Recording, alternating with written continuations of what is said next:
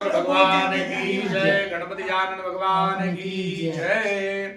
चलेगा। यहाँ पे हम लोगों ने कालसर्प पूजन का और राहु मंगल है ना और गुरु केतु चांडाल दोष ग्रह शांति युक्त पूजन यहाँ पे हम लोगों ने संपन्न किया है। तो जब भी कोई व्यक्ति पूजा के लिए आता है तो जरूरी क्या होता है, सबसे पहले जरूरी होता है शुभ मुहूर्त, और उन्हीं शुभ मुहूर्त के अनुसार पूजन किया जाता है। हर हफ्ते में 3 से 4 शुभ मुहूर्त होते हैं और पंडित जी से फोन करके बातचीत करके और उस शुभ मुहूर्त में हमें पूजा करना होता है। इसके बाद में फिर आपको क्या जरूरी होता है, जब हम घर से आते हैं तो उस वक्त में हमें सफेद कलर का धोती, सफेद गमछा, अंडरगारमेंट, हाथ पोंछने के लिए रुमाल जेंट्स के लिए लेकर आना होता है। लेडीज पूजा में बैठती हैं तो उनके लिए काला, हरा, नीला ये अशुभ कलर माना गया है। 3 कलर छोड़कर कोई भी कलर का वस्त्र आप पहन सकते हैं पूजा में। पूजन सुबह 8 बजे शुरू होगा और 12-1 बजे तक पूजा संपन्न हो जाएगा। पूजा संपन्न होने के बाद में कुंड में, गोदावरी के कुंड में स्नान करेंगे, वस्त्र सब यहीं छोड़ देना है। फिर इसके बाद में आप त्र्यंबकेश्वर मंदिर का दर्शन करेंगे, जो भी मनोकामनाएं भगवान को बोलेंगे और आप लोग फ्री हो जाएंगे। तो आज हमने जो यहाँ पे पूजन किया है उसके बारे में आपको जानकारी दे रहे हैं सूक्ष्म रूप में। प्रथम पूजन वहां पे आपने गणेश जी का पूजन किया है, जिसे हम स्वस्ति पुण्यावाचन कहते हैं। तो सबसे प्रथम गणेश जी का अभिषेक पूजन और आशीर्वाद आप लोगों ने प्राप्त किया है पूरे परिवार के लिए। आगे देखेंगे तो वहां पे कलश देवता है गणेश जी के पीछे, जिसे पुण्यावाचन कहा जाता है, और हिंदी में वरुण देवता का पूजन आपने आशीर्वाद उनका लिया है और पूजन संपन्न किया है। 2 तरह के जल निकाले गए हैं, शुभ और अशुभ। अच्छे जल से आपके ऊपर अभिषेक किया गया है और अशुभ जल आपने बाहर फेंक दिया है कि जो भी दोष है, बाधा है, वो हमारे जीवन से नष्ट हो जाए और शुभ फल की जीवन में प्राप्ति हो।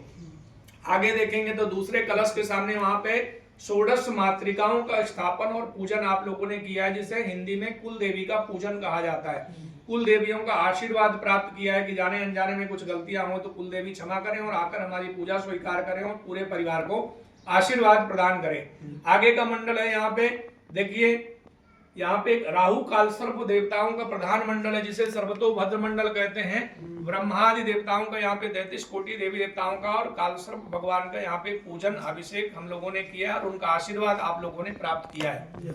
आगे का मंडल है, यहाँ पे देखेंगे तो नवग्रह मंडल है।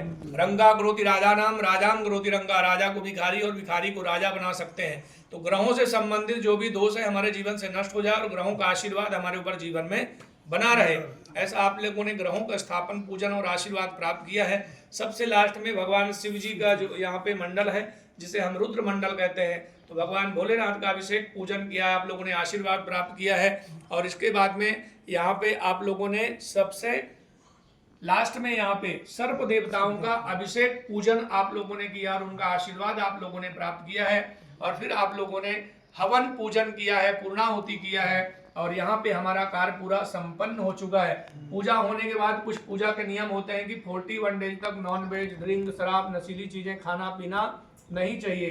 11 दिन तक ब्रह्मचर्य का पालन करना चाहिए। 11 दिन किसी के घर का भोजन पानी नहीं करना चाहिए और घर में जाकर के 11 दिन प्याज, लहसुन, कांदा ये नहीं खाना चाहिए। कोई व्यक्ति परिवार में चला जाता है, राम नाम सत्य हो गया, तो वहाँ का जो है 12वां 13वां जो भोजन होता है वो अशुभ कर्मों में ये भोजन जो है नहीं किया जाता है ना। 41 दिन का ये नियम है, इस नियम का पालन करना है। और इसके बाद में कुंड में स्नान करके पूरे कपड़े आपको यही छोड़ना है और फिर मंदिर में जाकर के दर्शन करना है, जो भी मनोकामना है भगवान भोलेनाथ को बोलना है और इसके बाद में आप लोग फ्री हो जाएंगे। फिर जो जहां से आया है व्यक्ति अपने स्थान को प्रस्थान करेगा। बोलिए त्र्यंबकेश्वर भगवान की जय। पार्वती पतये हर हर महादेव। चलिए यहाँ पे